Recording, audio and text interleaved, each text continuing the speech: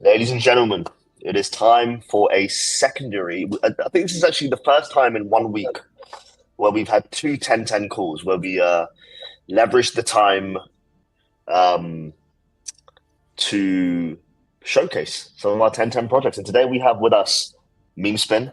And before I proceed, let me introduce myself. You may know me as Bav. I do some BD work. I guess I lead the BD side of 10. Some may know me, depending on when you found me, shall we say, as 10 Chad, the 10 chief hashing authentication double checker. But either way, we have a 10-10 call today. We have Memespin, one of the projects that is actually spearleading our 0 to 10 incubation program. We've got a current campaign, the Race Estates campaign with them. Before I proceed, how about we go around and do a random intro? So I'm going to start on the top left. Dejen, I'm going to pick on you first. I apologize. Dejen, how are you? Very well, very well. No worries. I'm happy to be picked on. Super excited to be here. First time we've done this with bringing Memespin from hidden into the real world. So, and first time we've done a call with you guys like this in front of everyone. So very excited. Pleasure to have you, Dejen. All right. Last but not least, Game Master. Introduce yourself. Hi everyone. Yeah, I'm really excited for this call. The past couple of weeks have been cool. We did the Raise the Stakes campaign, which is really fun. So if anyone's listening that's actually tried our games, thank you so much for trying. We really appreciate all the trust you have. This is definitely testnet, but so far everything's been perfect. So yeah, thank you for having us, Bav, and looking forward to the call. Thanks for joining. All right. So we're bullish on a lot of things at 10. Privacy being, of course, the overarching umbrella term. But one of the things we're incredibly bullish on is crypto native iGaming. We think it's not only designed for the meme culture of crypto Twitter as it is today, nor is it only designed, for the virality aspect. So I guess I'm going to sort of pass it over to you guys at a very high level first. And yeah, talk about Memespin. I mean, this is sort of your child, your baby, should we say? There's no better, way of talking about it other than you guys introducing it. So for those who might be listening right now, or those who are going to watch the recording, what is Memespin? Sure, let me take that one. So yeah, so we are a provably fair and decentralized gaming and Web3 community. But what does that mean, right? So we've got 3 games that one is already live, 2 will be published and live very, very soon already. Those are inspired by common casino games that people know, slots. We also have something, Plinko and a roulette variant that we've been working on as well. But I don't want people to think that will define us in the future as well, because there's already way too many Web 2 and also Web 3 casino games as well. So I think although we've started that with games that people are more familiar with, I'm actually more excited with some of our original game ideas that we've been cooking and we'll be building and launching later as well. So essentially, yeah, doing Web3 gaming the proper way, as someone who's, went deep into crypto after Ethereum launched and was always waiting to play true Web3 games. And the reality is that many of those have been disappointing, not even getting into all of the, sort of the NFT boom and bust cycle. But, as someone who's a lifelong gamer, wanting to play games that are really fun in new ways, and that's sort of the beating heart of the idea behind Memespin. At the same time that, the market readiness now with what's going on in the world, this is the time to build new, exciting stuff. Amazing. Game Master, do you want to add anything to that, or should we move on? Okay, we can move on. Amazing. So yeah, let's sort of, Dejen, you sort of mentioned an interesting point, right? This is something very close to your heart, something I guess that's been a impact of what you've seen in the past. Why? I mean, yeah, why specifically now? Why Memespin now? Is it something you've been thinking for a while, or do you think the sort of Web3 climate is ready for it now, given what we're seeing around, with the sort of speculation markets? Yeah, why now? Yeah, I think it's a few things. One, it's around the personal timing of the founders, right? So we've both been doing various things in our careers, and met a few years ago and started working together on some other projects, but really wanted to build games right from the start. I used to build games more than 20 years ago myself. Game Master has been building all types of games in his life as well, and I think for us to come together, and when you find someone who you like working with, and you have you're bouncing off each other with your ideas, that's really exciting. But at the same time, I think Game Master's just dropped off, by the way. You might need to add him back. Rosie, can you add him, please? Yeah, so it's now, this also goes back to my crypto thesis as well right now, is that, the world is going degen. And, from the president of the USA launching a meme coin to the rise of prediction markets to loot boxes in Counter-Strike or whatever other, AAA game and stuff as well. So I think the idea that this comes obviously a lot from social media tools, gamification. Everyone realized that the best way to get attention is gamification, and gamification is pretty similar with gambling. So there's this sort of big, tornado going on of that's sort of a perfect storm, I would say, to create new Web3 experiences, which some of them can have a betting or gambling aspect in.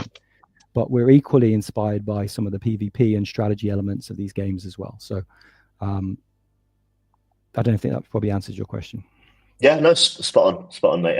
I totally agree. By the way, I think we've gone through many narrative cycles, shall we say, where people have said like this is what Web3 is, and then enough people believe it for a month or two, and then that thing dies down. But one thing that we've seen across the last few years, I mean, you touched on it, sort of the NFT boom and bust, let's call it, the pumped up fun era of 2024. Yep. I mean, even I remember at one point last year or a couple of years ago, there was even hamster racing. It was just like a live stream of hamsters racing up and down, and you just had to bet on them. And then more recently, around the election time, and then especially now, what we're seeing, I think even today, it got announced with Polymarket and UFC. I think people just want a cool way to actually speculate. And like you said, I think gamification is core to that. But I think it's absolutely true that it can't just be gamification. There has to be some kind of skill-based element to it, or you're just purely just gambling, and that's an element of it, absolutely, in terms of retention purposes. But also there has to be some kind of enjoyment element to it. So I think you guys have got it spot on. So I mean, the way I've always sort of envisaged Memespin is there's three Venn diagrams, and it overlaps, and the bit at which all three sort of all circles overlap is, so one is basically sort of the crypto culture, the meme culture. The other one is casual gameplay, and then the third one is, you guys, we'll come on to this, but you guys are basically leveraging Twitter or X as an attention hub. So you guys are bringing memes, crypto culture, and then X distribution. And in my mind, that's what like Memespin is. It's the best of all three worlds. What would you say that's a correct high level kind of understanding of it for now, before we go into the actual gameplay side? Yeah, 100%. I'll take that one. I think that's I want to draw. Can you draw? I know. I'll draw that Venn diagram based on what you said. Yeah, there you go. That's marketing material. Add that into the light paper. Your Venn. We need a Venn diagram in there. So thank you for that. Yeah, we'll take that. Just put a little bath trademark in the corner. Amazing. All right, Game Master, over to you now. Now you're back. So before we sort of go into, I guess, the selection of games that you've built right now and then you release in the future, what makes Memespin stand out? I mean, I know, for example, there's a lot of, beyond the sort of meme culture, etc.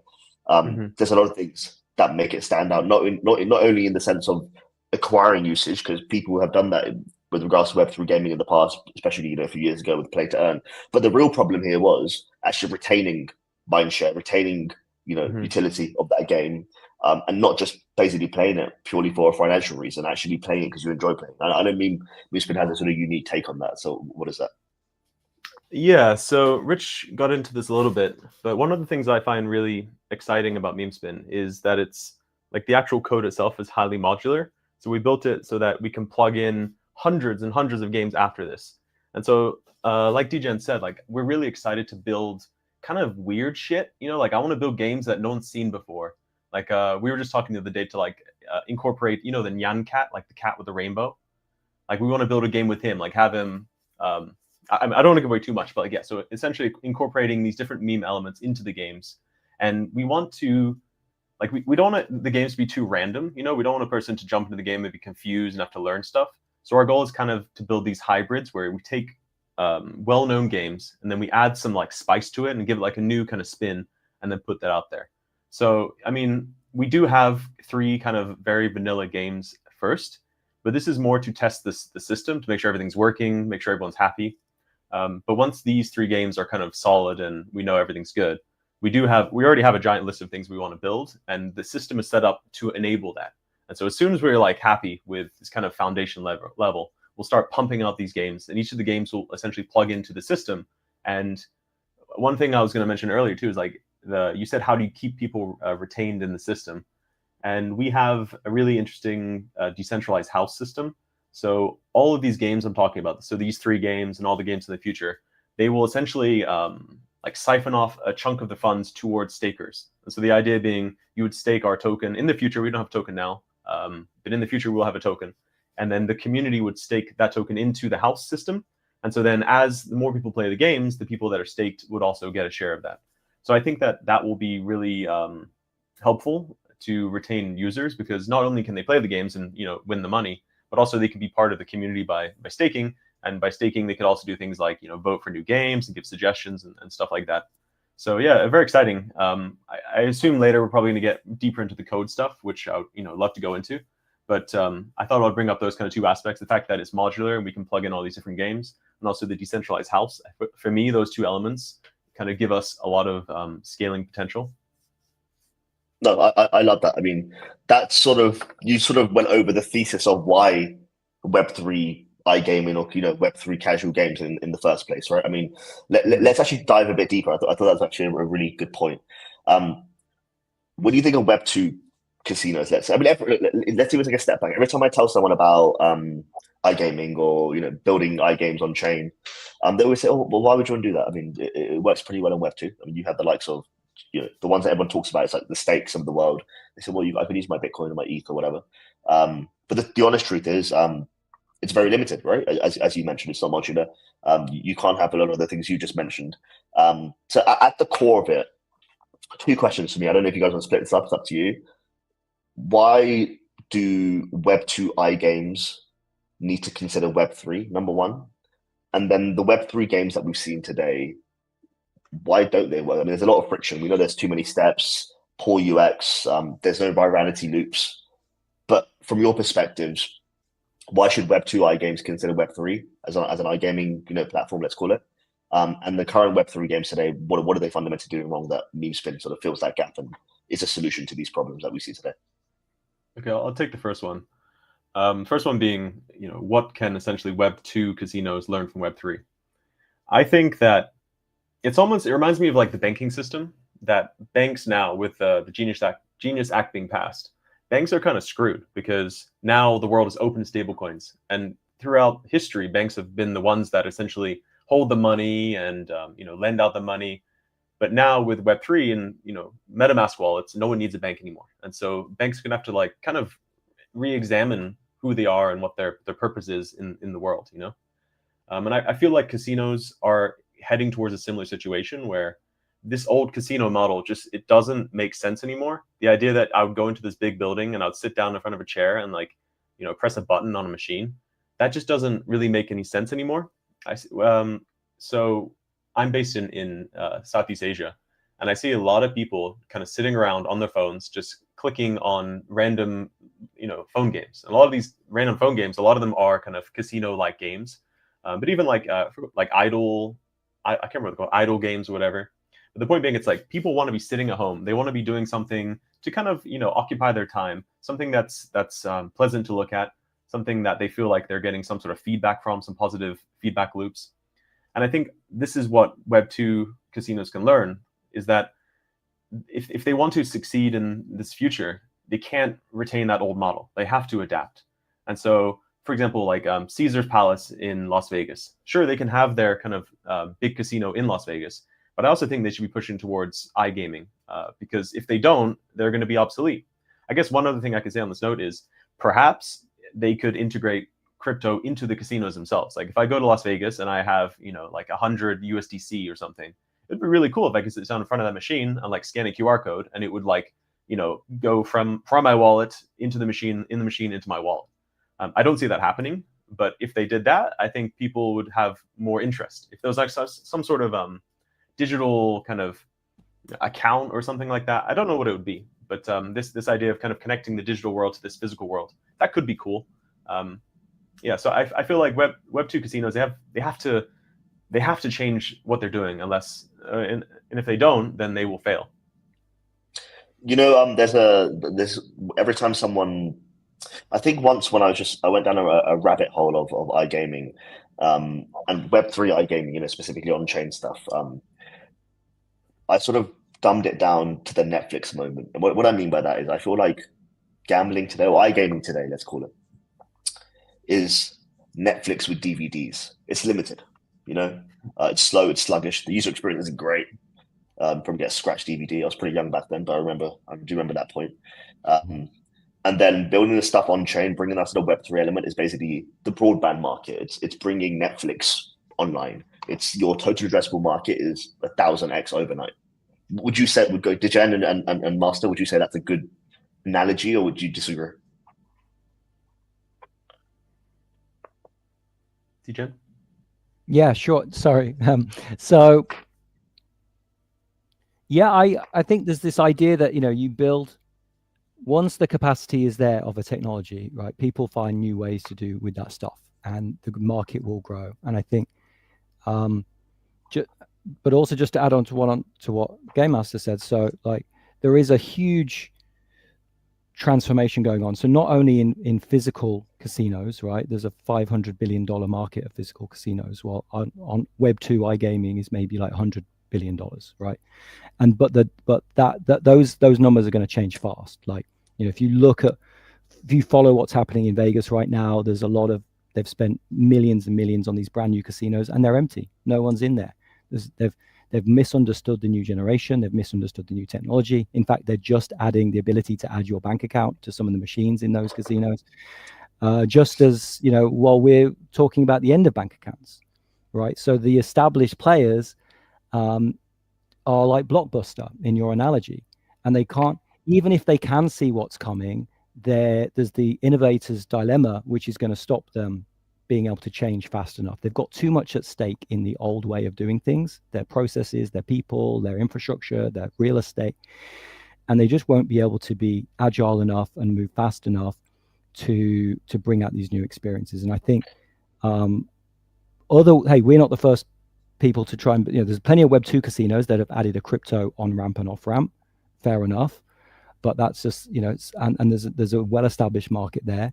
But other people have tried before, maybe too early, to build more Web3 casinos, but the technology just wasn't quite there. And I think now we're at this point, and this really comes on to why we're here, why we're working on 10, right? Because suddenly, everything we've been looking for, we have the speed that we wanted, we have the low cost transactions that we wanted, and most importantly, we have that that privacy element, and that being able to keep numbers invisible until we want them to be visible, right? And then once they're visible, we want them to be provably fair, so we can, we built Game Master built an MVP of a game 9 months ago or so, right? And we're using Chainlink VRF to get random numbers. And it takes like 5-10 seconds to get the random, for that bit, let alone overhead of the game as well. So pay for it.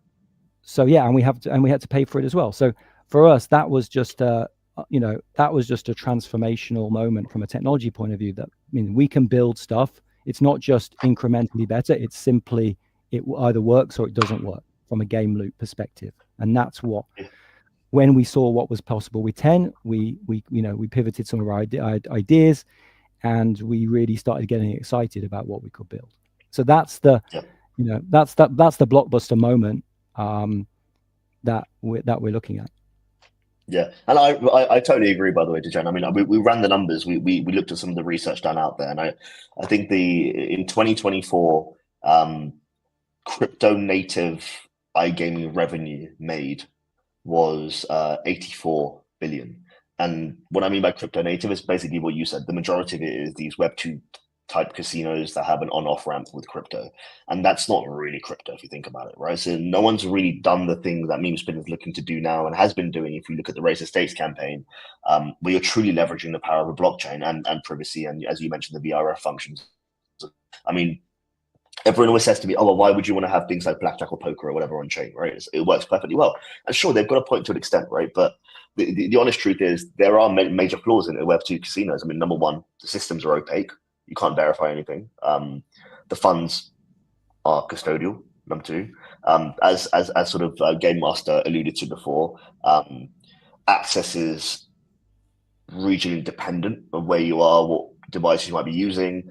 As you guys mentioned at the start, there's a lack of creativity. Of course, I know you have 3 games right now, which are sort of like proof of concepts to see if everything works. But down the line, you have your own unique games. I think like creativity has been lost in Web2 casinos. Let's say it's just the bog standard copy and paste. All right, here are all the games everyone plays. All right, just change the domain. You have the same experience. Yeah.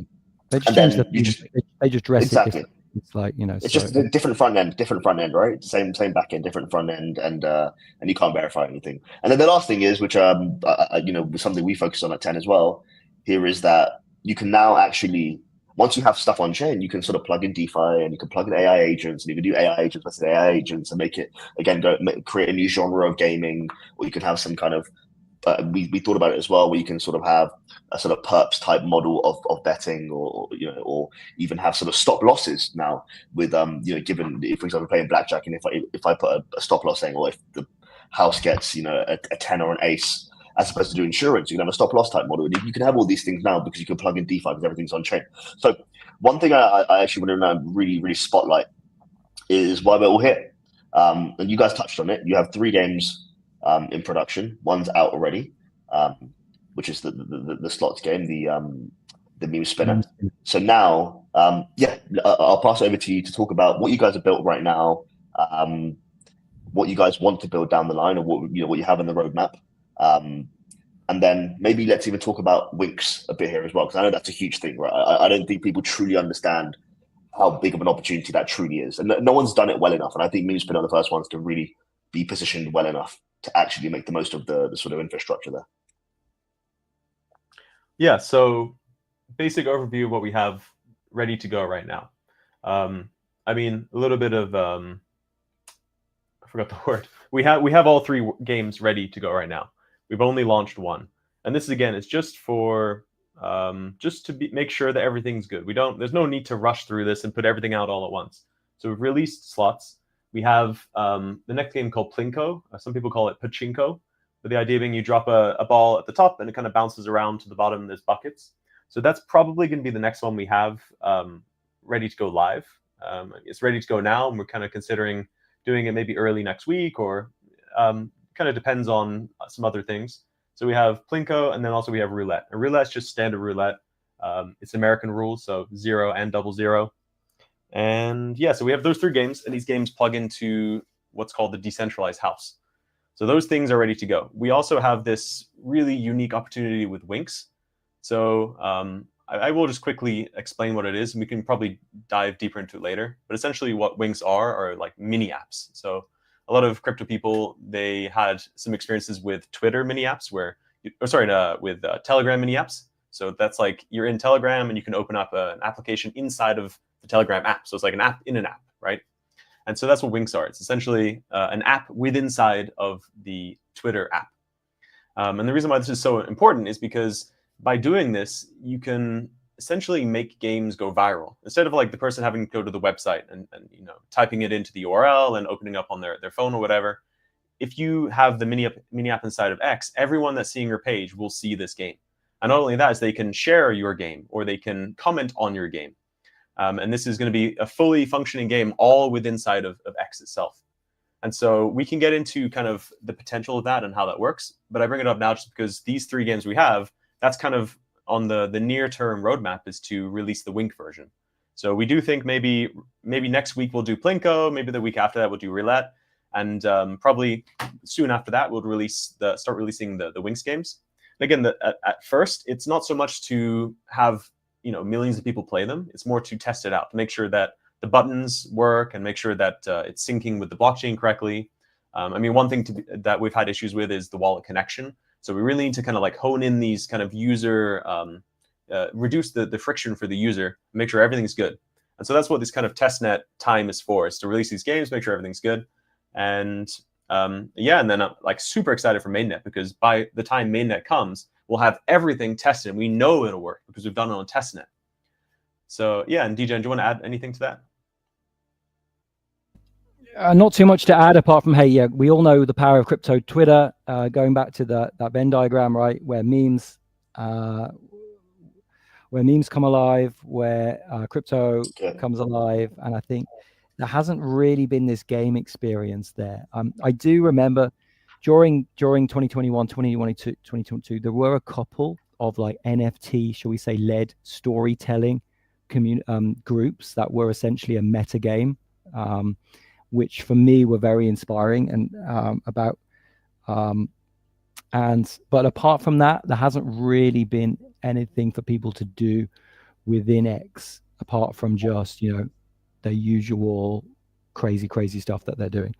So I think actually adding this layer of something that you can actually create, share with people. We've got many ideas to do this. We'll drop the first Wink later, sometime this month. We've got, I think, one that we could test out on testnet as well. So the 10 community can be the first to sort of experience this really en masse and to give us some feedback. And yeah, I think that's huge, purely because today most of Web3 distribution is, as you mentioned, it's just a link, a domain, and then you're having to kind of create these funnels or these sort of marketing, these marketing plans to basically drive traffic to your website. Some people have done it really well. Some people haven't. Some people use app stores, but again, the question is, you're on an app store. How do I, be the one that they click on? And you've kind of turned it upside down. You said, you know what? We're choosing Twitter or the X platform.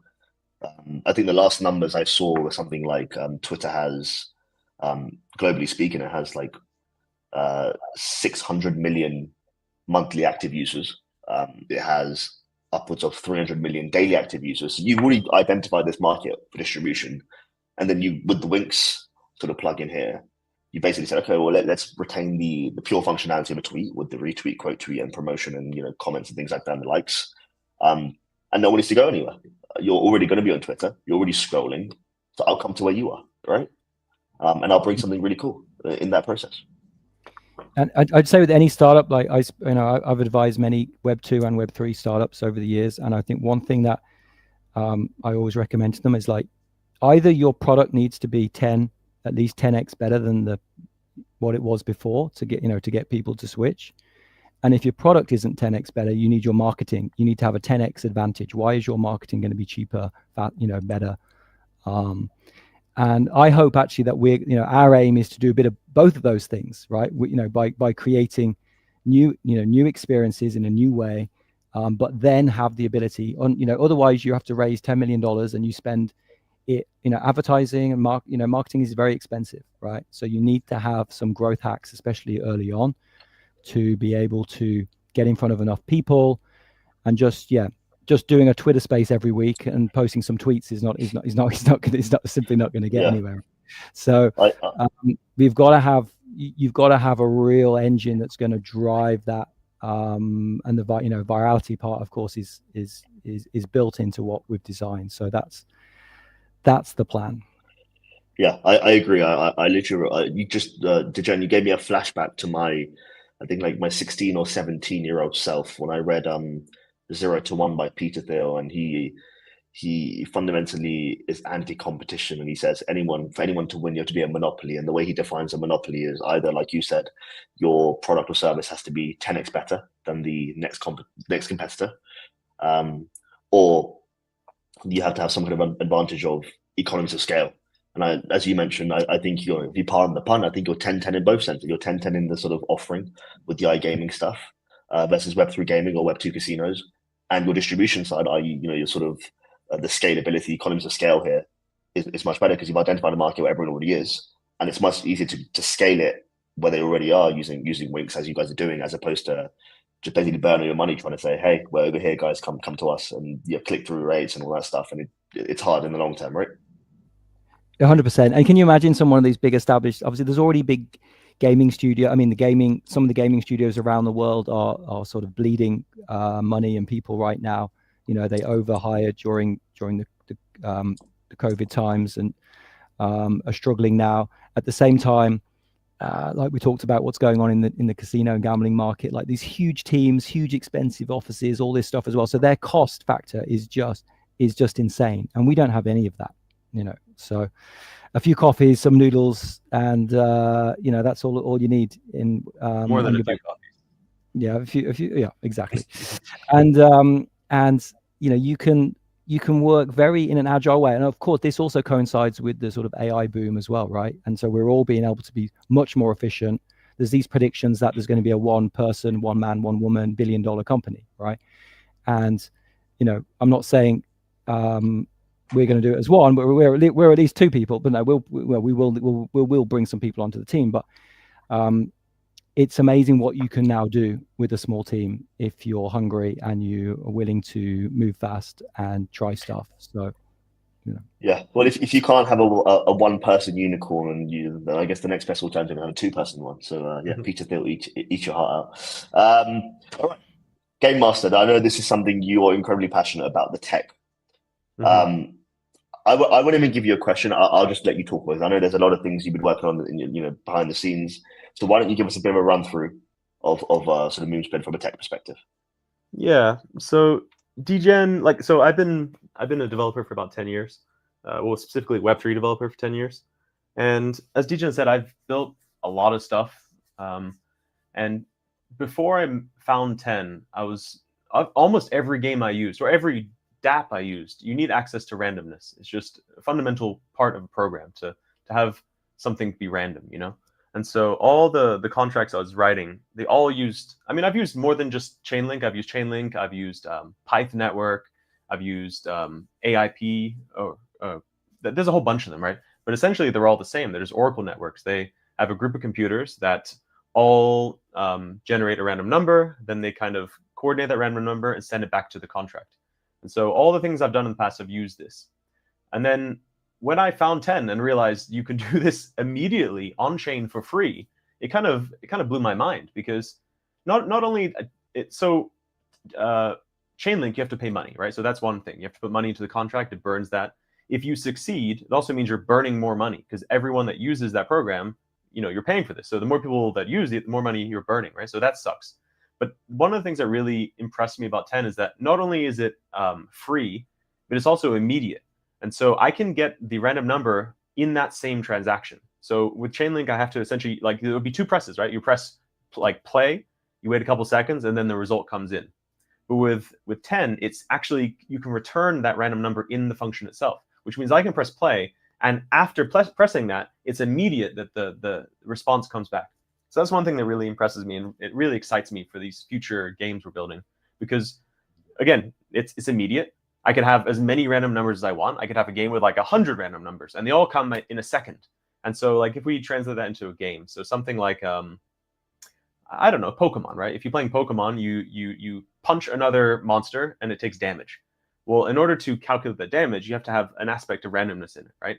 So things like Pokemon would be possible, because it's not just the punching, it's also how much health does it lose and all these other aspects. And so this kind of complex gaming is possible with this type of randomness. But the other thing I was talking to DGen about recently is 10 has a funding system.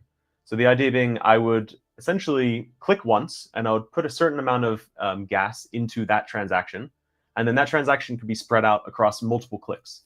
And so the reason why this is important is because with multiple clicks, I can do real games. If you combine these two elements of pure instant randomness with multiple clicks, you can essentially replicate any game. And so, going back to Pokemon, essentially what you could do is you could start a game, you sign one transaction at the start, okay? And that's the full Pokemon game transaction. which could be something like 100 clicks. So you start with that one transaction, and I can play that entire game 100% on chain, 100% instantaneous, and this is not possible with any other blockchain. So I mean, to wrap that up, like, this is why I'm so excited to build on 10, because like, we want to pump out games. Like, we want to be like this amazing casino game studio that's just pumping out all these amazing unique games. And not only do we want to do that, but by partnering with 10, the types of games we can make are also super unique. Like, I've never seen any of these, like these things I'm describing, I've never seen on any other chain, because it's not possible on any other chain. It's only possible on 10. So, I mean, those are the technical aspects of 10 that really excite me. And so on the other side, I guess it would be like, what are our technical innovations? And I brought it up earlier, but I think I should reiterate the importance of this decentralized house. Because if you go to any other casino and you, like, say you lose your money, well, that money goes to the casino. Our platform, we take a 1% fee on everything, right? So that's our take. But all the rest of the money, it doesn't go to us, it goes to the community, right? So our stakers will essentially be the house. Like, they take all that profit. Of course, it's split up. Like, if you have more tokens, you get more reward. But I find that idea really good, or really interesting, because in the past, all casinos, essentially, they always say, the house wins. But in our model, like, you are the house, right? So you always win. Just like I said, the house always wins. Like, well, if you are staking the system, you will always win, because that's how casinos built, right? I guess on one final note, also, our games are very, very fair, right? So it's 100% transparent. Our games are not audited yet because it's on testnet. But I mean, I've shared it to, like, obviously I know how to code. I've shared it to other friends and they've checked it. We will audit it. They will eventually be like open source, or not open source, but verified contracts. So yeah, just all these aspects coming together are really exciting to me, because it enables us to do something that no one else has really done before. Like, in terms of what's on the blockchain, in terms of what a casino can do, in terms of like what it means to be like in a Web3 community. I think all of these things are kind of aligned in Memespin, and it's really exciting. Amazing. Well, let me speak on behalf of 10 there. That answer filled my heart with so much admiration and joy. I might be biased. Yeah. I actually, in fact, I am biased. But regardless, that filled my heart with such admiration. So I appreciate you, Game Master. Well, you guys have done a great job. Like, not only is the tech cool, but also, like, I've been working with your team, and everyone's super nice, super helpful. So yeah, it's been a great experience for me. Thank you. I appreciate it. Now, I feel like, to go back to your point, I know the 3 games that you've built so far, they're more to test everything out, and then down the line, you're getting creative and bringing these concepts into it. Have you? I mean, like, what parts of Web3 are you bullish on? Because I sort of mentioned a few moments ago, the fact that it's on chain, you can now have the AI agent aspect. You can even have DeFi aspect of it to an extent. Is there one particular part of Web3 that you think is going to plug in really well with Memespin, and just 10x how creative one can truly be in terms of the sort of use cases or games you're building? So I do want to let DJen answer this, but before he does, I just want to say we did build a game in the past, which was essentially taking LLM responses and building that into the Web3 game itself. So that's something that right now we're kind of focused on. Again, we want to keep it simple at first, right? We don't want to build some game that is hard to understand. So right now, the games we're considering for kind of like the next ones to build are games that are simple enough that a person could understand within a couple seconds, but also fun enough where it's not just like press a button and you're done. Like, we want to actually have them doing something, right? Like actually playing a game, and so the AI comes into this in many different ways, right? Like I said, we were bringing I'll just say what it was. We were building like a fortune cookie thing, right? So essentially, just like to test the capabilities, we were essentially we built a DApp that a person would essentially mint an NFT, and then in that process of minting, it would use the AI response and give that person a fortune, just like as a proof of concept. But you can imagine that concept in games in many different ways, right? So this is an NFT, but it could be, DJen, what are your thoughts on this? So I think, I want AI to be not just a parlor trick that we sort of just tack on because it's cool and trendy, right? It's got to be of course it makes sense. We played around with some things, build like so many others, but we're coming at this from a game design point of view. What is fun, and then we look at the tools that we need to make that fun and interesting from a storytelling point of view, from a competitive point of view. That's what games are normally are, right? They're either competitive or they're storytelling, or just pure insanity, random, whatever.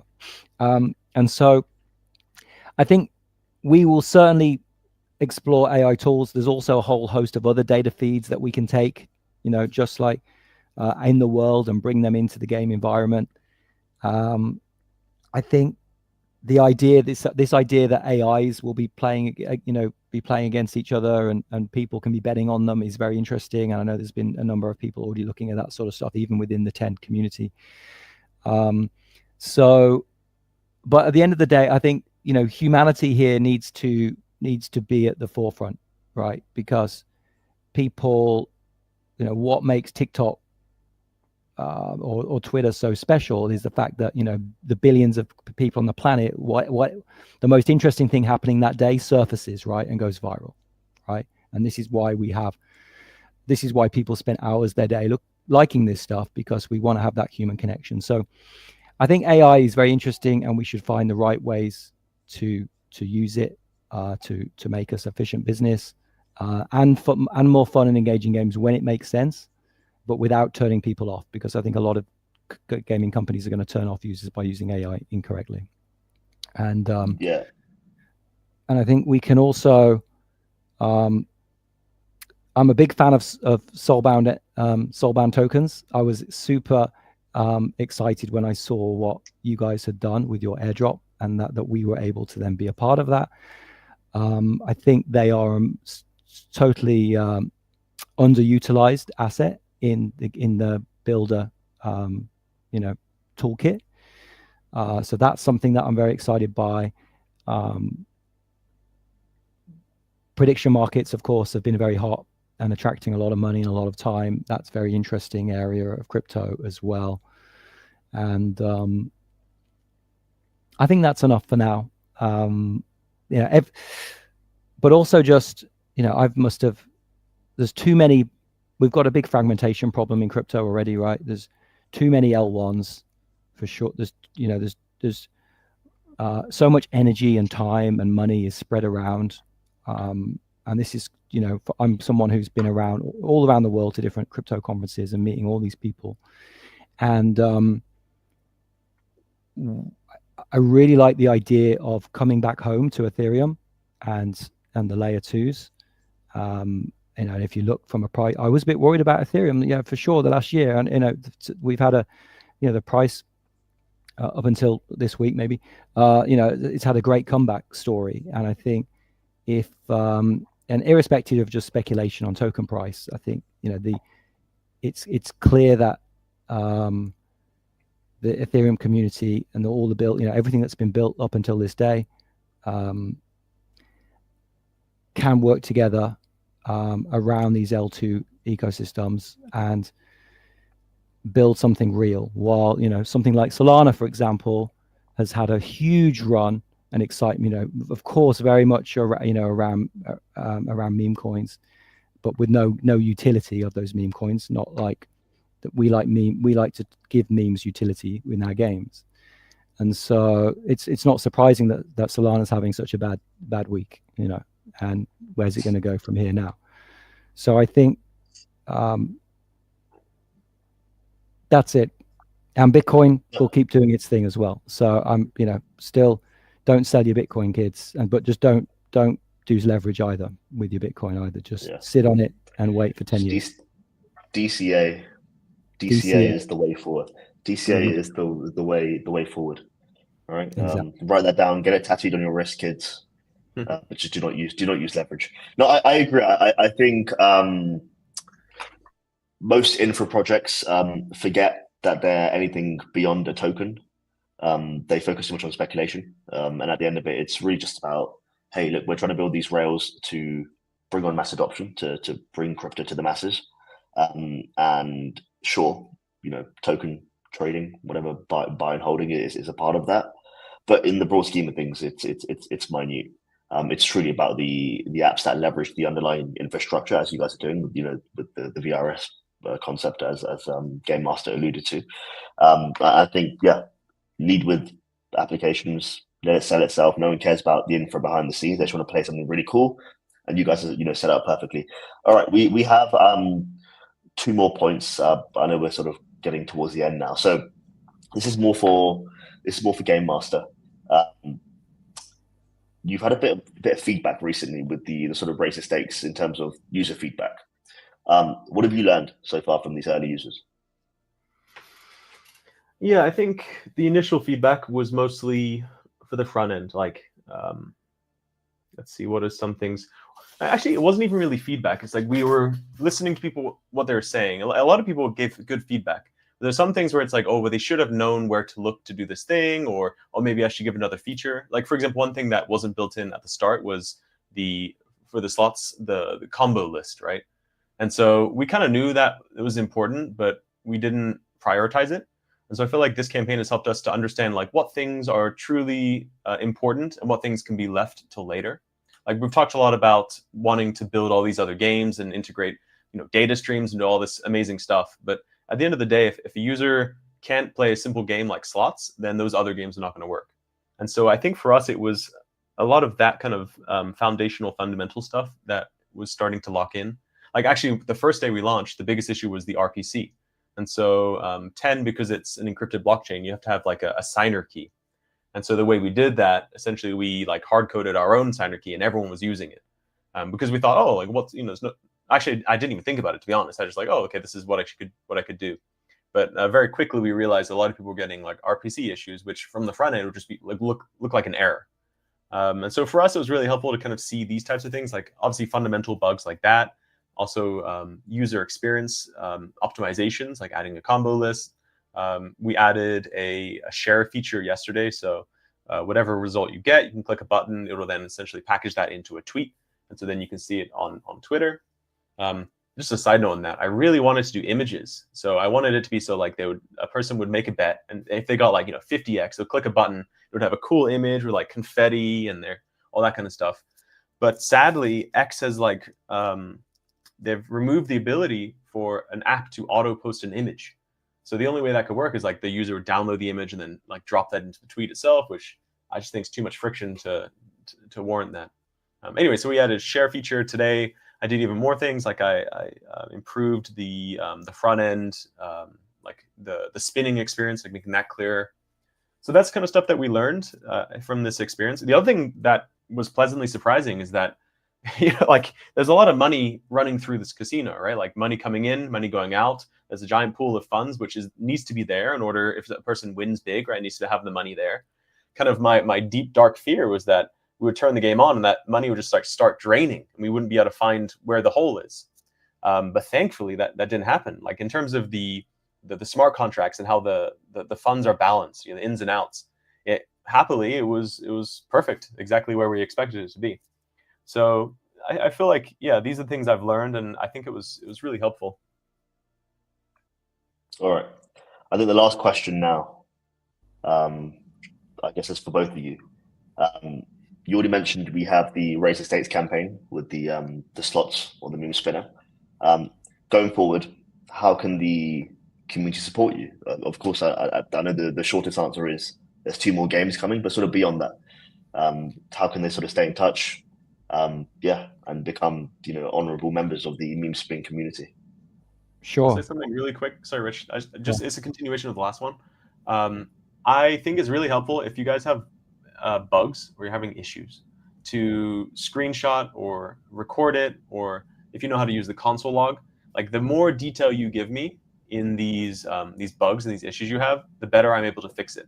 So that would be my major ask, is like, we want you to play these games. Like we love it. And if you like, honestly, if you do have a problem, that's actually good for us because we can then fix it and the person won't have that problem in the future. But I really want to be able to fix these things efficiently and quickly.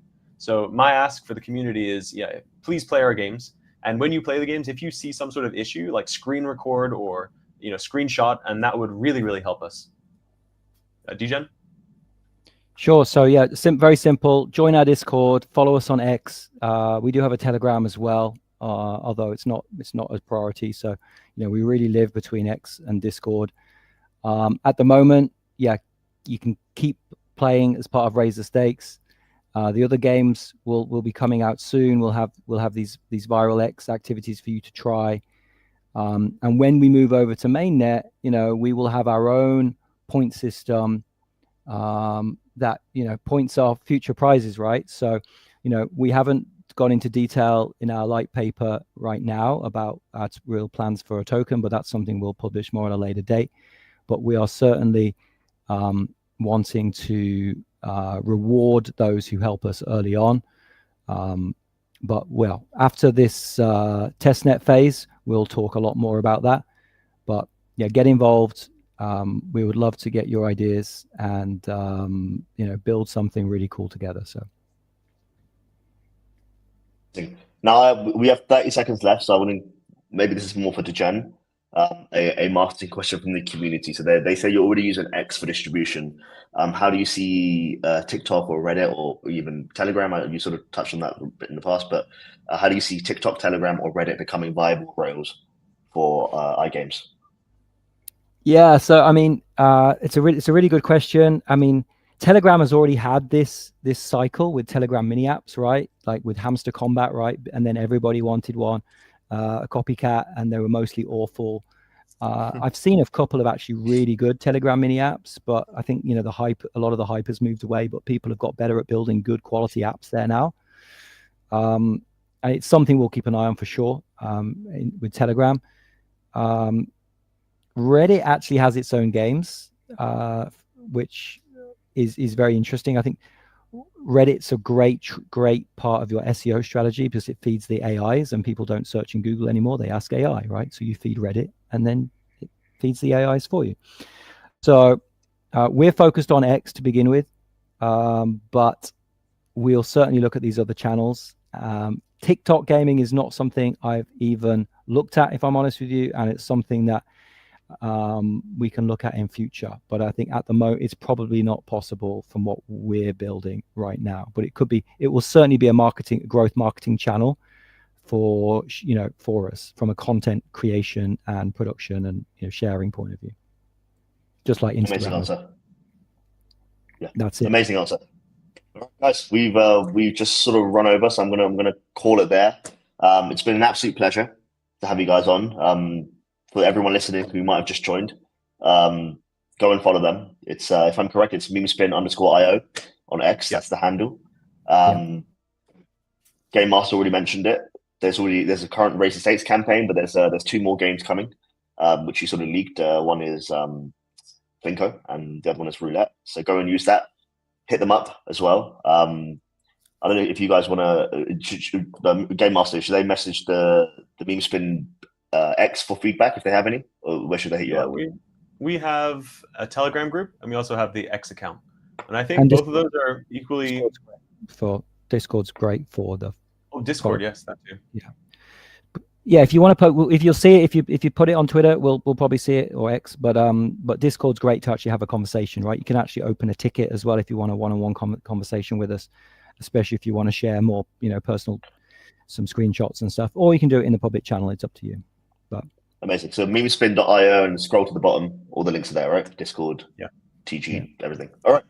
Amazing, guys. It's been an absolute pleasure on having you on our 10-10 call. Thanks again so much for joining. I'll leave it over to you guys for I guess 5-10 seconds each to close it out from your end. I'll start. So again, I just want to thank everyone for playing our games. It's been really, really helpful. I hope you guys have also enjoyed them. I'm really excited to launch all the rest of the stuff we have. We have a lot of stuff that, like for example, DGN mentioned, we have a point system. And so we're not really going to talk too much about that now, but in the future, super excited for that. Just thank you for playing the games. Continue playing them. We're going to release more stuff. And the more feedback you give, the better the games will be. Thanks. Yeah, own the future of gaming. Be part of the Memespin community and have a lot of fun along the way. So see you later, guys. In the future, have a lot of fun. All right, guys. 10-10 for now. G10. Thank you so much again. And we'll speak soon. Thanks. Bye. G10. Bye-bye.